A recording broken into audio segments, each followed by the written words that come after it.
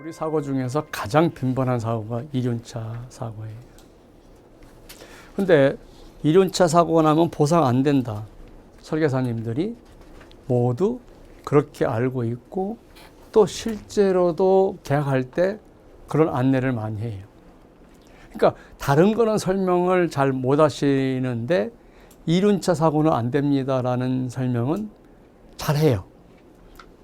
그리고 사고 나서 전화 오면 언니 이륜차는 안 되니까 청구하지 마.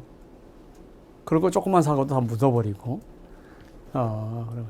그러면 이제 저희들한테 이제 흘러 들어온 거는 하자 하반신 마비, 사망 사고 뭐 이런 거는 흘러 들어오는데 뭐 저도 다 받을 수 없죠. 대한민국의 보험회사가 면책시킨 거 다 받으면 1년 안에 빌딩 올릴 거래요. 그죠? 자, 이륜차 사고에 대해서 여전히 자, 두 가지를 볼게요. 먼저 계약 체결할 때 이륜차를 운전하냐 안 하냐 묻는 것이 고지 의무예요. 자, 두 번째. 자, 이때는 이륜차를 운전 안 했어요.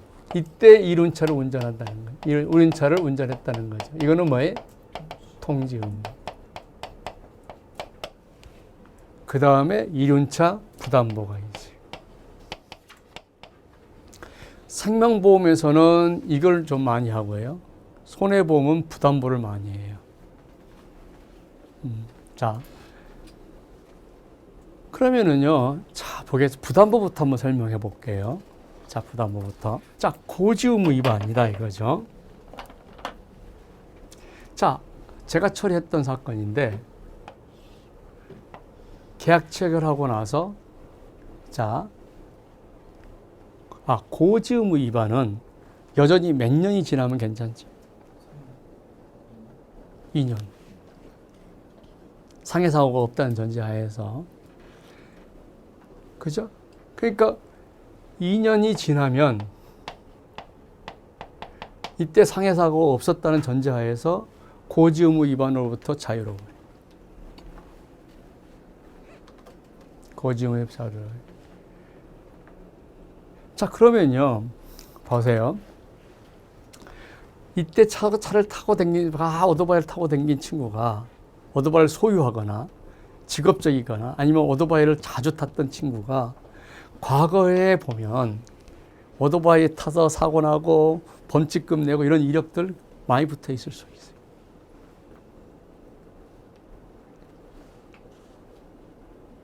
그러면 이거 다 띄면, 그죠? 다 띄면 계약 체결 전부터 오토바이를 타고 다녔다. 그죠? 오토바이 타고 다녔다. 그러면 2년 지났으니까 고지의무 위반이고, 고지의무 위반은 상해사고는 제가 2년이라 했으니까 괜찮다는 거예요. 지금 이것과 관련돼서 저희들도 소송 하나 하고 있어요. 근데 이 친구가 뭐냐면 중국집 배달, 한식집 배달, 뭐 피자집 배달만 계속 10년째 하고 있는 거예요. 그리고 설계사님이 오토바이 사고는 안 됩니다라고 얘기를 했어요. 그죠? 근데 부담보로 하는 게 아니라 우리가 뭐로 했냐면 탑승 미탑승으로 했다. 그러니까 보험회사는 이륜차 사고에 대해서는요, 자, 직업 통지 의무 위반은 비례보상이잖아요.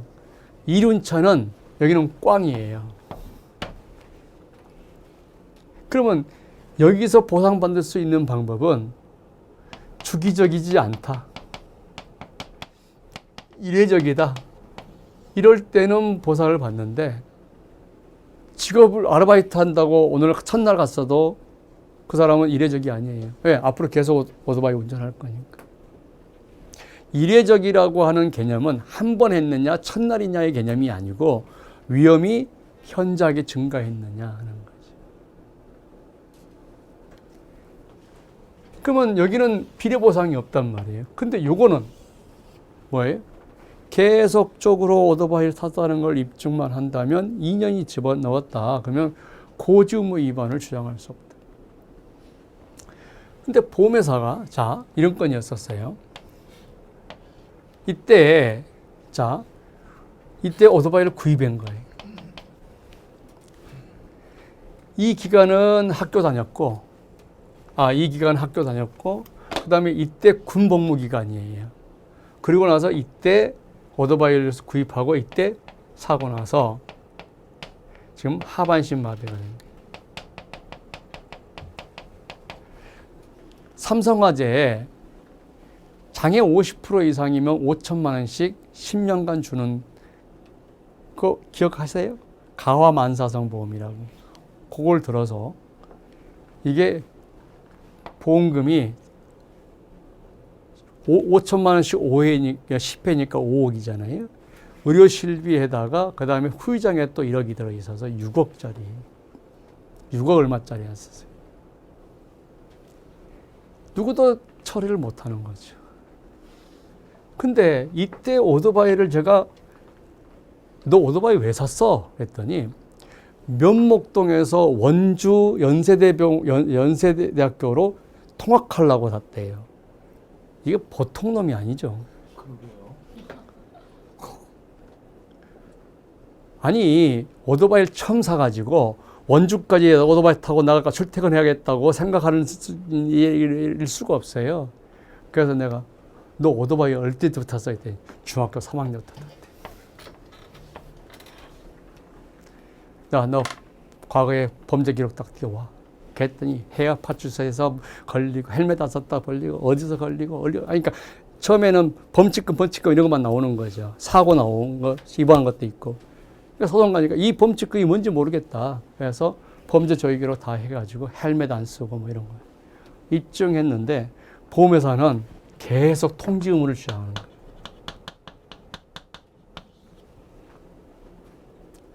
그러면 봐보세요.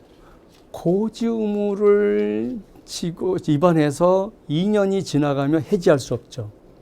근데 다시 통지 의무가 생긴다면 해지권 제척기간을 왜 둬? 두지 말지. 그러잖아요.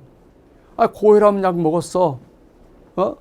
근데 고지 의무 지나서 3년이 지나면 해지할 수 없다 해놓고 또 통지 의무 위반으로 해지한다면 고지 의무 위반을 제척기간을 왜 두냐고.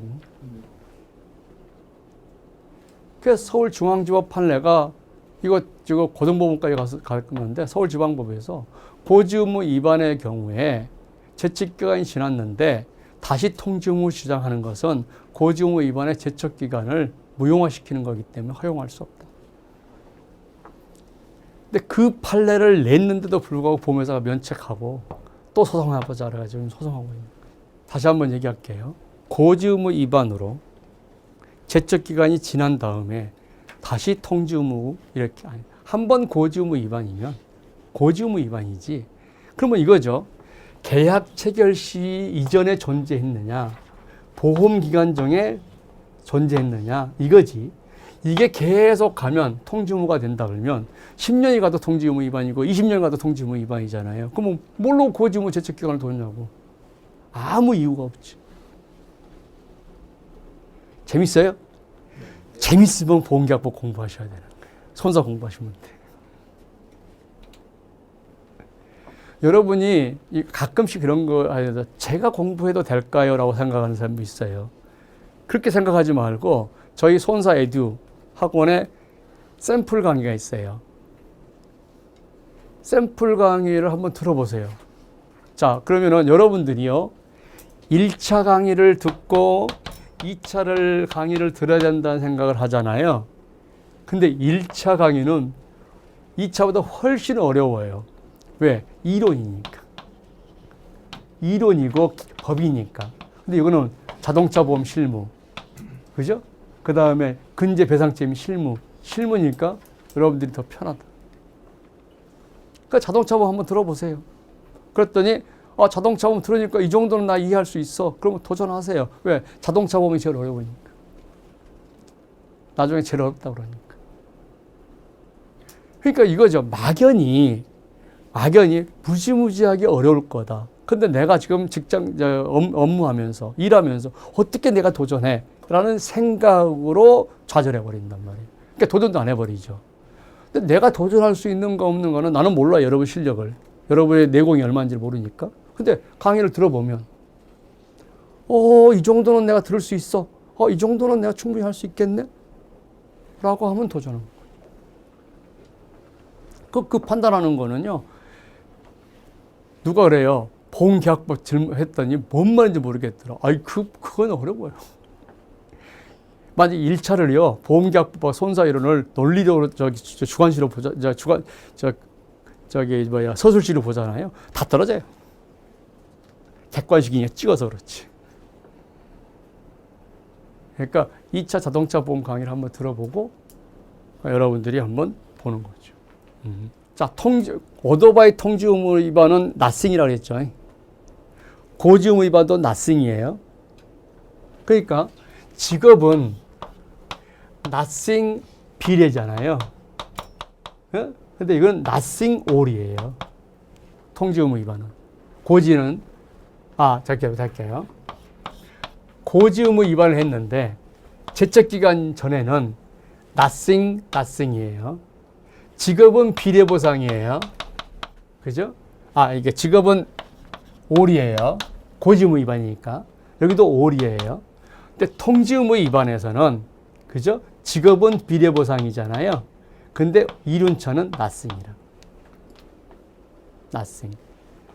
그러면 우리가 이제 한번 다음 문제를 보죠. 자, 여러분 한번 느낌을 한번 볼게요. 느낌. 자, 여기 한번 전 느낌 볼게요. 이건 이례적이라는 개념이에요.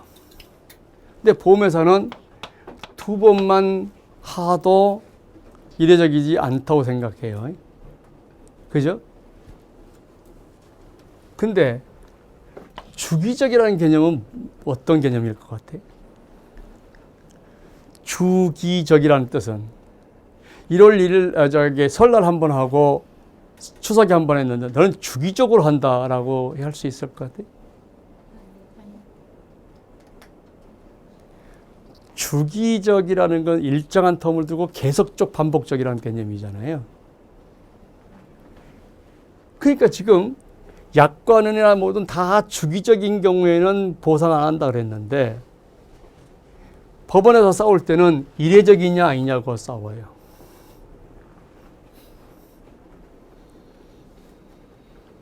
그러면은 자, 어쩌다 가끔씩이에요. 자, 어쩌다 가끔 2번일 수도 있고 3번일 수도 있고.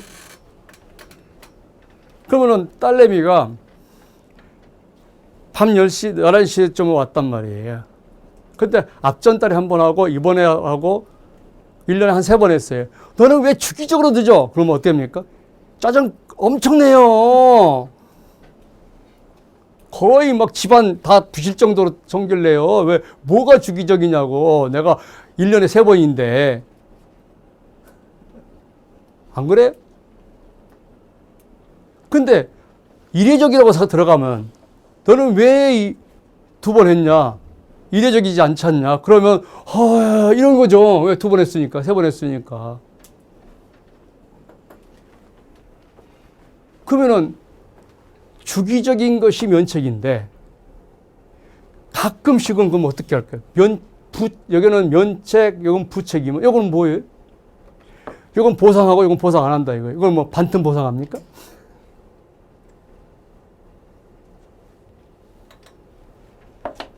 왜 변호사들이 이걸 가지고 싸우냐고. 보험회사가 이거 가지고 싸우고 붙이고 오거든요. 이례적이지 않다. 2번이니까 이례적이지 않다. 근데 이거 하지 말고 여기서 얘기하자. 그렇게 해야 되는데 왜 이례적이냐 아니냐 가지고 싸우냐고. 그러면 지는 거야. 우리가 자 보세요. 행글라이더에 내가 봄에 한 번 타고 여름에 한 번 타고 그 다음에 가을에 한 번 탔어요. 그 다음에 가을에 사고 났어요. 자, 3번 탔어요. 자, 보험회사가 면책할 수 있냐 없냐는 거죠. 못해요. 왜? 행글라이더 뭐라고 돼 있냐면 동호인 활동으로라고 돼 있거든요. 시큰스프보도 동호인 활동으로 그래서 그럼 동호인들은 거의 매주 가는 애들이 동원이 아니에요? 그러면은 행글라이드는 통상의 위험보다도 높다 이거죠. 이렇게 높으려면, 위험이 높으려면 동호인들처럼 자주 해야 된다면 이게 주기적이라는 개념이라고. 여러분 약관에 보아야 동호인이라고 분명히 돼 있어요. 그죠? 자, 그러면 오토바이 부담부를 한번 볼게요. 자기가 소유하거나, 오케이? 직업적으로 배달을 하거나 아니면 동호인 활동 등으로 주기적으로 한 경우는 안 주겠다. 단 이례적인 경우는 주겠다. 이거잖아요. 그럼 이 주기적이라는 게 뭐냐면 열거한 것과 비슷하게 주기적이어야 되거든요. 자기가 소유하고 있어요.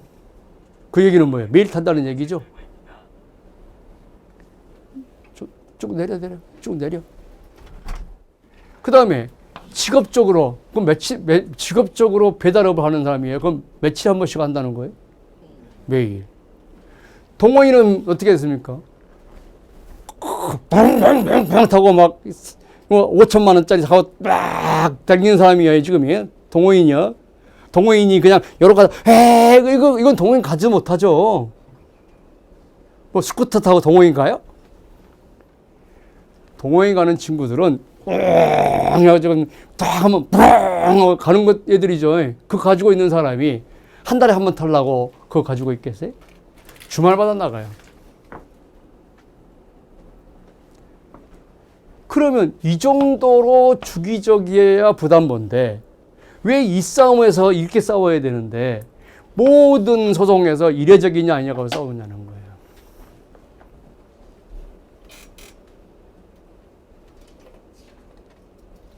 그건 결국 뭐예요?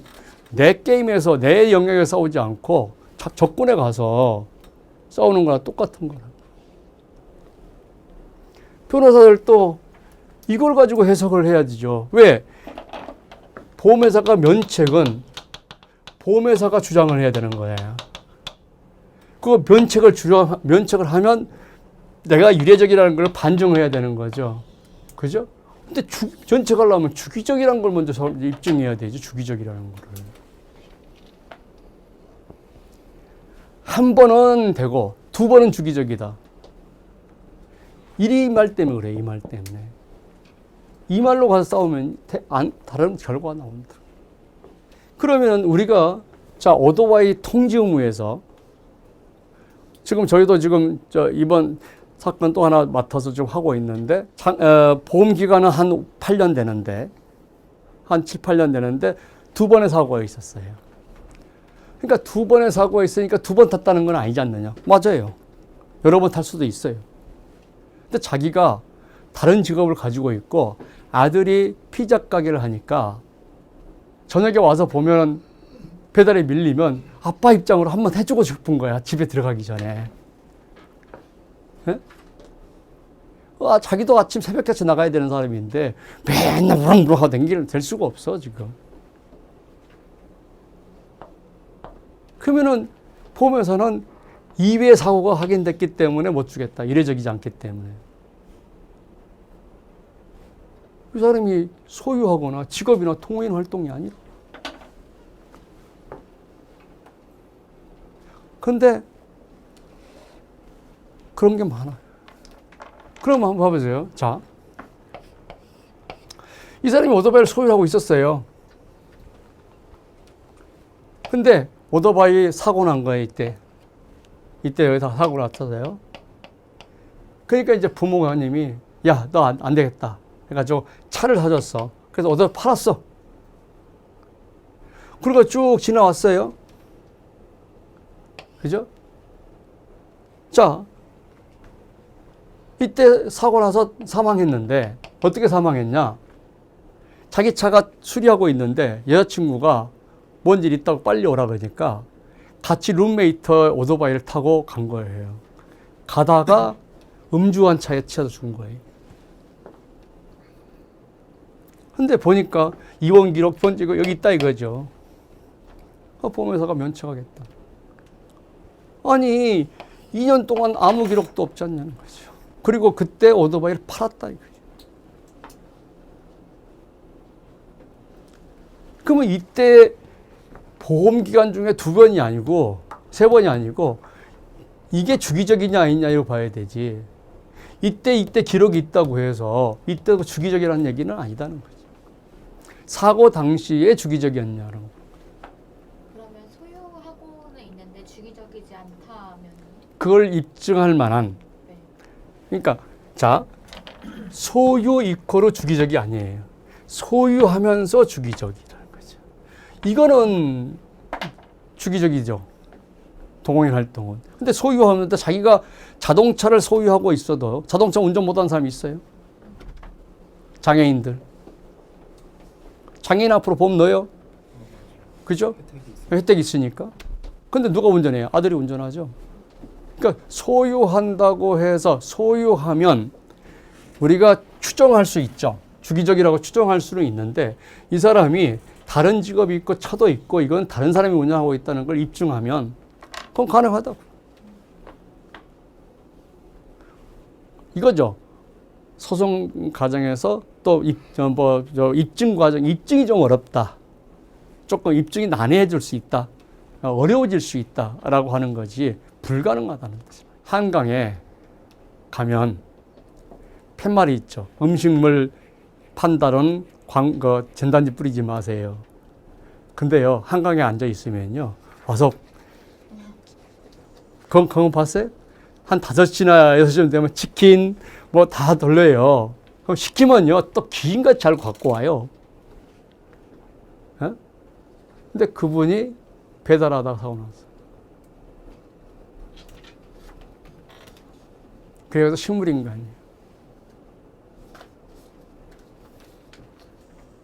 누구도 오토바이를 계속 탔기 때문에 안 된다는 거죠. 부담 보면 안 되죠. 통지 의무도 안 되죠. 될 수 있는 유리한 방법이 뭐예요? 직업적으로 계속 타고 다니는 사람이니까. 고지. 그러면 고지의무 컨셉을 놓고 조사를 했더니 이 사람이 치킨집을 8년째 하고 있다. 오토바이는 자기가 갖고 있고 직원 한 명 있고 자기도 한다. 그럼 가능하다. 그러니까 우리가 여러분들이 일반적으로 면책이라고 생각하는 많은 케이스에서 예외 조항이 있다는 거죠. 예외 조항이 어마어마하게 많다. 그럼 여러분 한번 생각해 보죠. 자, 이런 강의를 계속 들으면서 내가 좀 내공을 키우고 소사도 공부해서 이렇게 돈 못 받은 사람들을 위해서 한번 내가 겸업을 좀 해봐야겠다라는 생각을 할 수도 있다는 거예요.